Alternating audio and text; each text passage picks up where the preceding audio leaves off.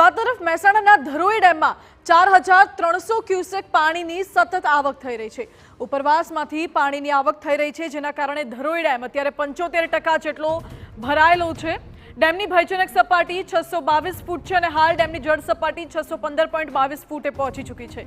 ધરોઈ ડેમમાંથી મહેસાણા, પાટણ અને બનાસકાંઠા જિલ્લાને પાણી આપવામાં આવે છે। 10 શહેરો અને 1000 જેટલા ગામ અને પરાને અપાય છે પીવાનું પાણી। નિયમિત રીતે 9 શહેર અને 538 ગામડાઓને ડેમમાંથી પાણી પૂરું પાડવામાં આવે છે। ઉત્તર ગુજરાતના જિલ્લાઓ માટે આ ધરોઈ ડેમ જીવાદોરી સમાન છે। 74% વધુ જળ સ્ટોક મહેસાણા ધરોઈ ડેમમાં થયો છે। ઉત્તર ગુજરાતની જીવાદોરી સમાન આ ધરોઈ ડેમ ઉત્તર ગુજરાતના પાટણ, મહેસાણા અને બનાસકાંઠાને પીવાનું પાણી પૂરું પાડે છે।